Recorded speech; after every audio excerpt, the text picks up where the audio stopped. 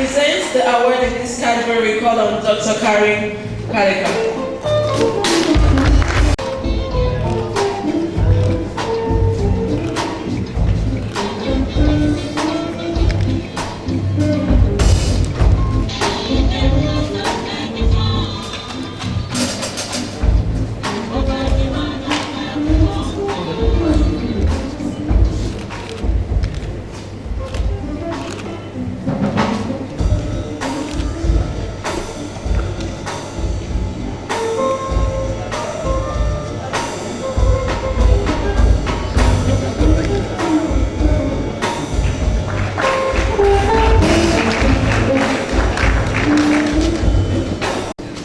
Good evening, everybody. I am really honored. Very sincere that I really wish to thank the organizer, to thank Professor Wole Soyinka, who has always been my mentor since I was in primary school, for actually allowing his name to be put to this award. Indeed, I'm really honored. I want to sincerely thank the management of Punch Nigeria Limited, who actually gave me the opportunity to put to test my justification sometime in 2006. And also, I would like to dedicate this award to the 10 pupils of Ajumo Senior High School who were compulsorily asked to undergo the virginity test as a result of the high-handedness of the principal, Mrs. Aladi Ojobi. I pray such instances don't happen at society again, and I'm of the opinion that the story would have actually, in the recent of it, taught so many principals a lesson. Again, I'm humbled. Thanks, and I'm grateful.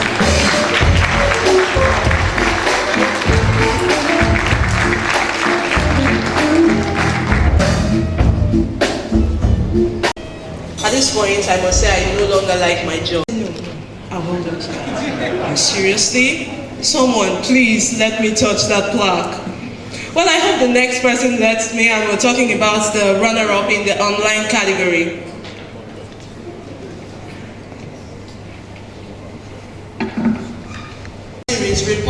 Report titled Gravely Ill Patients Die Queuing to See Nigeria's Few Specialist Doctors, published by Premium Times, exposed the present danger in Nigerian health sector. And I'm talking about Sobore Ovorie. Okay, this looks like another organ. I should cut my hair after this. Congratulations. Sobore's account reveals a troubling reality. The Nigerian government at federal, state and local government failing with the development of competent manpower to secure the country's health. The report shows how nepotism and corrupt practices by the sector continue to negotiate and jeopardize the citizens' rights to health and life.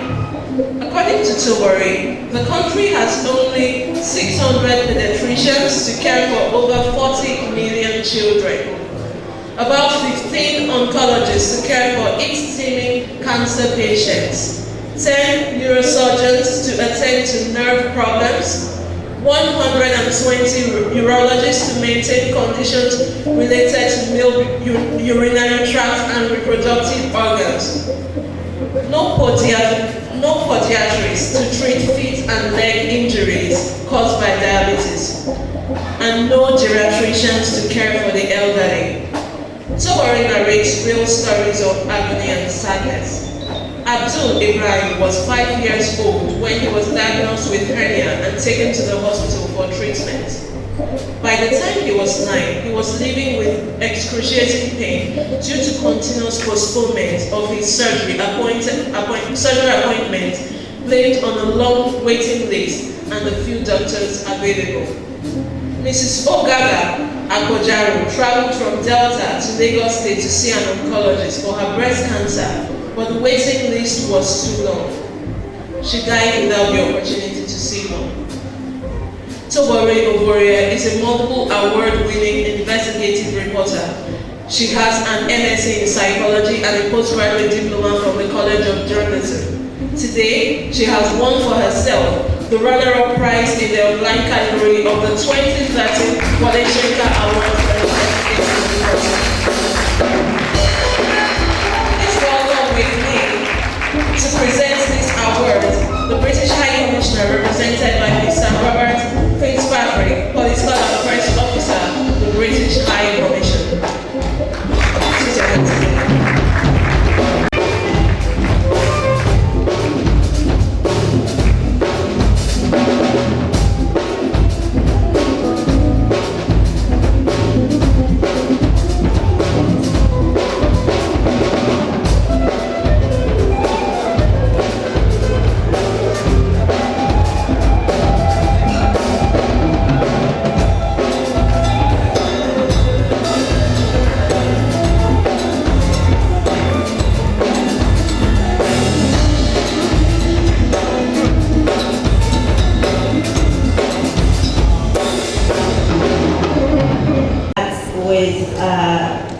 Saying a big thank you to the Wole Soyinka Center.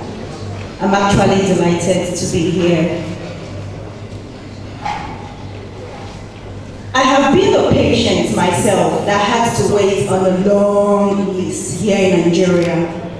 But the difference between others and I is that perhaps I wouldn't be alive today. But so many Nigerians, they don't have that means. As a health reporter, I have been to several hospitals, different wards, watching people die, those who have had to wait for so long to see the very few specialists, especially children. I would want to dedicate this award to such families who have been through what I've been through, especially those who have lost their loved ones as a result of this. I really look forward to a Nigeria where we don't have to import specialists. I look forward to a Nigeria where there will be needless death, where one being ill is not an automatic death sentence. I would most especially want to say a big thank you to my managing editor. He saw me through this story. I'm talking about Mr. Musikilu Mojid of Premium. I would equally want to say a big thank you to the head of investigation Premium Times, Idris Akibadiyo. Unfortunately, he's not here tonight because it's quite busy at work in Abuja. And the foreign editor, Ini Eckert, we both worked on the story. We both edited it. We decided to agree. Amy, thank you very much. You've been a very reliable friend and colleague. As well as my MD, whom I simply call Oguti. Thank you very much for being the father. Thank you very much for being there, for the encouragement, everything. Thank you very much.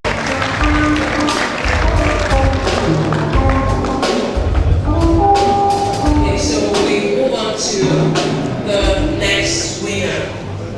Talking about the winner for the online category. How Nigeria squanders millions on generators its foreign missions don't need was published on May 26, 2013, and it's a detailed report on the call. The duo of Agrokomea and Iniekos in their investigative piece is asking, like other Nigerians should be asking, where the huge funds deployed for servicing their imaginary generators in 2013 are hiding. They draw attention to the implication of the waste of 170 million naira in terms of developments that could have been attained in the health and education sectors if the funds had been judiciously expended. According to the accounts, corruption is denying between 13,000 to 70,000 children access to life-saving vaccines, among several other development projects. The report also reveals a worrying pattern in the country's budgeting process, as same figures are quoted for electricity charges in far-flung countries. According to the report, for instance, the electricity charge in Bangkok, Athens, and Baghdad cost the same 4 naira, 4,444,486 naira, while the same budget of 606,599 naira is quoted for generator maintenance in Athens, Atlanta, Baghdad, and Bangui missions. Mayor and ECOT are multiple award-winning reporters on the political/foreign desk at Premium Times. For their courage to stay on the report despite odds, attention to details, and commitment to thoroughness, they are honored today with the first prize in the online category of the 2013 Wole Soyinka Award for Investigative Reporting.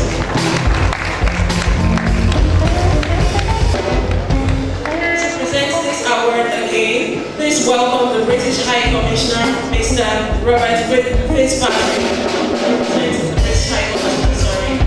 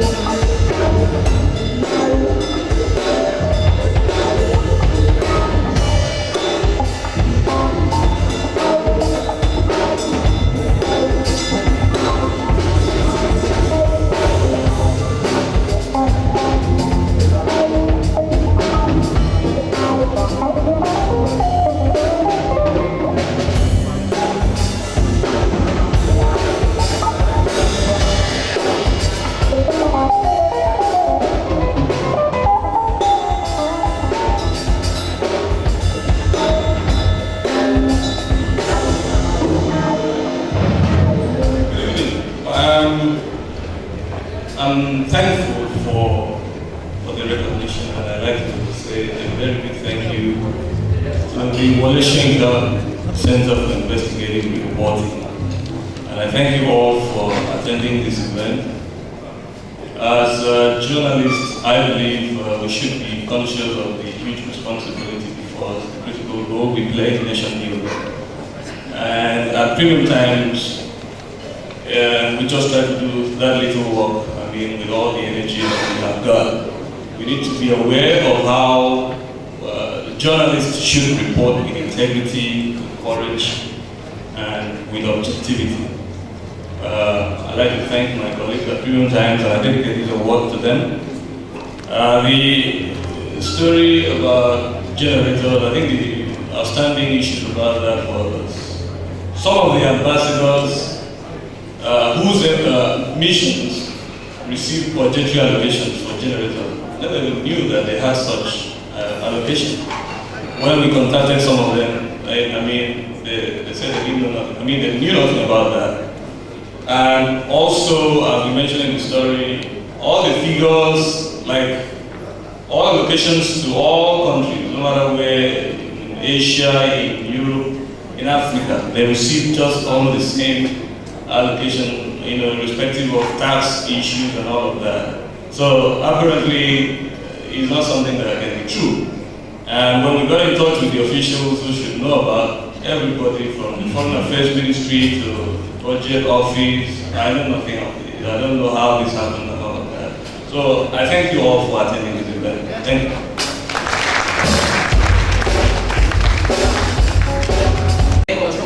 Letting us know how monies move without tax and without identities in Nigeria. The winner, in her 3-part report, The Rich Also Cry When Investment Is a Curse. I am talking about someone who's a mentor and a star to many young ladies, Toyosi Ogunche of the Punch newspaper.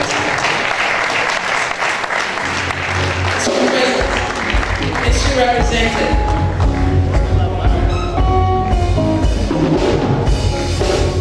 Responding to the accusations of residents of Fajiri Estate that Universal Steels had polluted their bodies, air, and water, Punch newspaper supported Toyosi to get to the bottom of the accusation by commissioning the Department of Biochemistry, College of Medicine, University of Lagos to conduct tests on 16 residents of the estate chosen randomly, as well as soil, water, and plant samples from the estate. According to the specialists, the results were alarming. Concentration of chlorium, cadmium, zinc, and iron in blood, urine, soil, water, and plant samples were much higher than the levels permitted by the World Health Organization. Over the years, the exposure to the dangerous fumes had exposed the residents to various diseases, especially cancer and asthma, sometimes leading to death. Soyinka continued to report the abuse on the right to health and to life of the residents until the Lagos State government paid attention. Universal Steel Company was sealed with an agreement with the residents and government to develop a comprehensive environment management plan, which will be vigorously monitored and implemented. Soyinka has a master's in media and communication from the Pan Atlantic University. For reporting what could have gone unnoticed, staying on the story, and revealing a failure of regulatory agencies, Soyinka Ogunseyi is today awarded the first prize in investigative reporting. To present this award, we welcome Monica Omunna.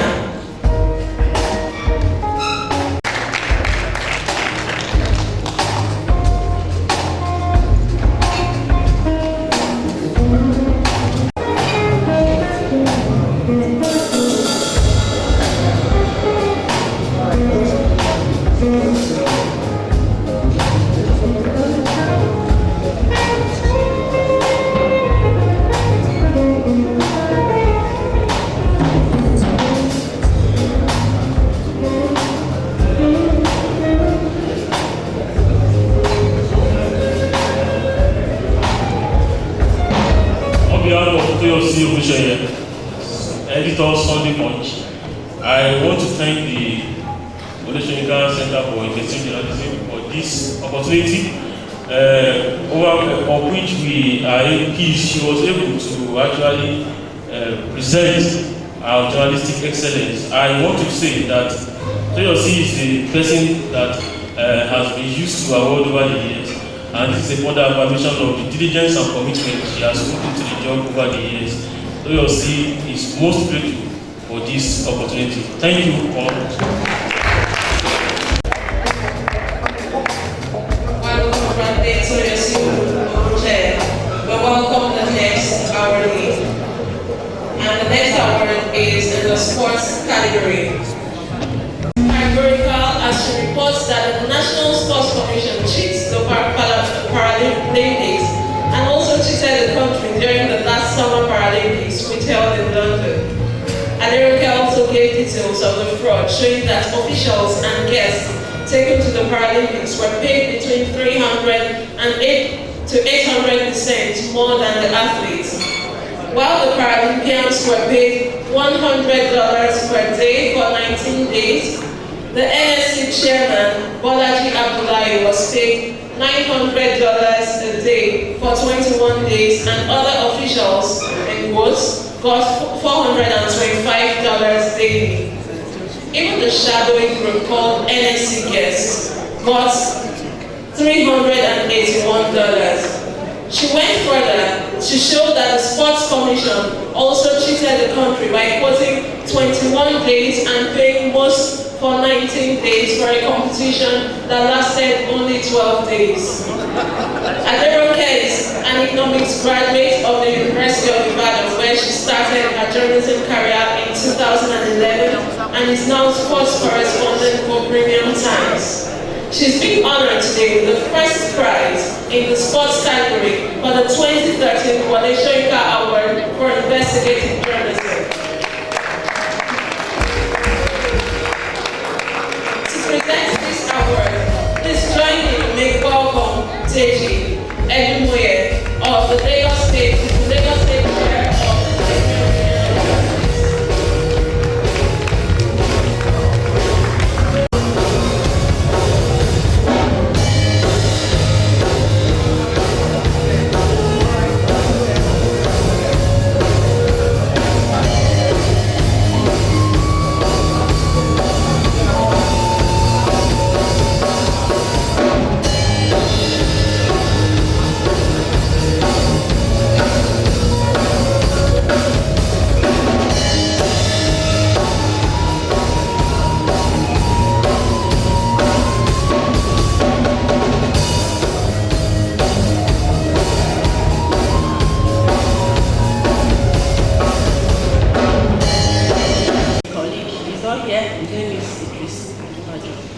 wonderful guy. You know, sometimes when I feel like giving up, he keeps me going. I love him very much. He's a great guy. Yeah. I want to say this. Sports, as we know, is the only unifying factor in Nigeria. And guess what? There are so many rocks in that thing. So really, I didn't want to call out to my colleagues, my fellow sports writers, to look beyond the press releases and the PR stories. They should do good stories. Let the whole world know what is going on. Most of these athletes are suffering. It's not fair. Thank you very much. Congratulations for the review. This note, we are proud that the most gracious award today. She said, I'll let you touch it. And she let me touch it. The next award goes to, it's the editorial cartoon category. Please not Nickelodeon, not Disney, no. This person does beyond that. Of the cartoon category, his entry, Nigeria's resupply talent, Nigerian athletes who would have made a difference at most school, can be described in 2 words, witty and poignant. Published in Business Day newspaper of 20th August 2013, of woes besetting the country, from corruption to insecurity to regulatory failures and institutional dysfunctions. Absent in calls to duty and religious extremists maim and kill in the name of God. Please make welcome Asukwo Etim Basi.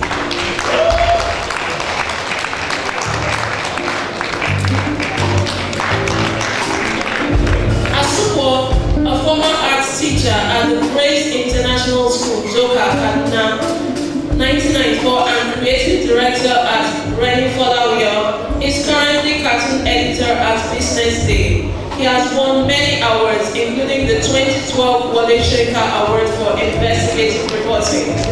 Today, his outstanding work again earns him the first prize in cartoon category for the 2013 Wole Award for Investigative Reporting.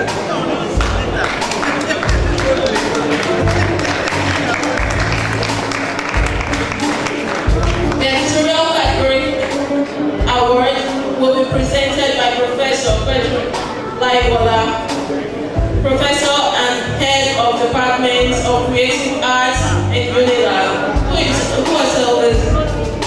who is also deserving of an award. She has produced the award plaque since 2009 till date. Put your hands together for her.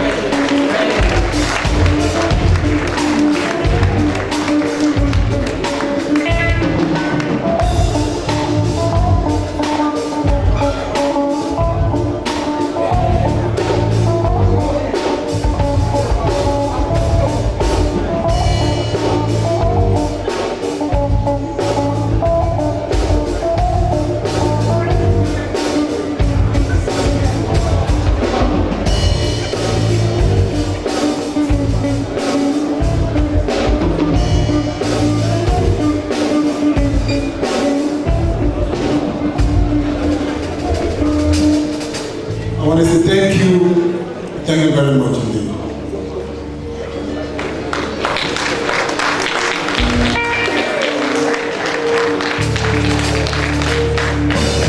Laughing, I was like, oh my God, what could I have done to make these people laugh? Then I decided to look where the eyes went, and I saw the cartoon. Really worthy of commendation. Congratulations, sir. The next award is the Photojournalism Award. That's the category. And the runner-up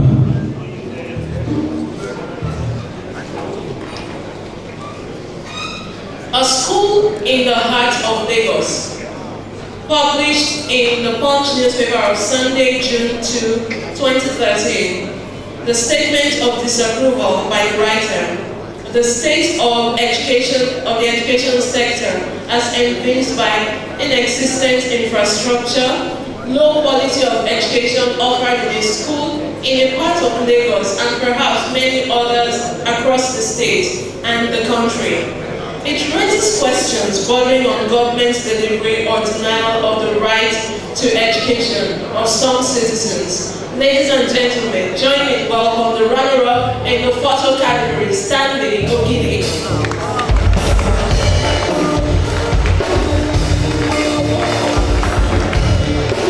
Stanley Ogidi is given this award for his photographic commentary on rights abuse and failure of regulatory bodies, and he has earned the runner-up prize in the photo category of the 2013 Soyinka Award for Investigative Journalism. To present this award, please make welcome Mr. Sam Fiobori, veteran photographer.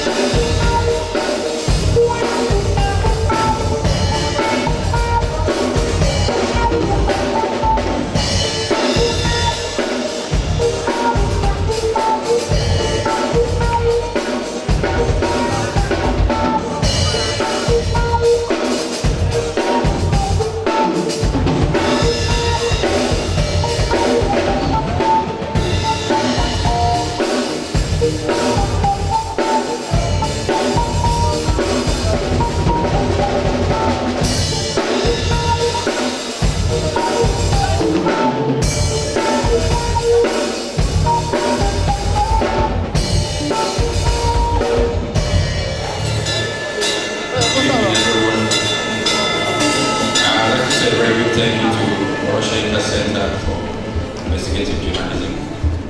I'd also like to thank my media house, the Punch family, where we have been taught that everything is just out there. It's for you to open your eyes and see. I would also like to thank my dear wife, who takes the patience to wait for me very late at night. And sometimes when the crazy ones who get beaten up by the crazy ones while doing their job, I would also like to remember some of our departed photojournalists, Tunde Uneji, Silva Belania, and Friday Rocco. They were also I drew inspiration from them to why do my job, and I dedicate this award to them. Thank you very much. Congratulations to Mrs. Stanley Ogidi for that award, but I'm sure even the next one will shock you. Two Bridges, One City was published in the Punch newspaper of Sunday, 23rd June 2013. It is a stark reality of the image of inequality and class divide in mega cities such as Lagos. The class abuse stares us in the face, and the winner of this category is again Stanley Ogidi. The picture tells the story of two bridges, one modern, linking Hydro area, Ikoyi and Lekki, the other a wooden bridge linking Igondo to Ayowo. That both bridges exist in the same city raises questions about the authorities' priorities in terms of development. Or would it be that government development thrust is geared towards splitting the rich at the detriment of the poor? Stanley Ogidi is a 1997 graduate of Fine and Applied Arts from the University of Benin and has been a journalist since 2006. He currently reports for the Punch newspaper and has today earned himself the Press Prize in the photo category of the 2013 Soyinka Award for Investigative Journalism with this photo report.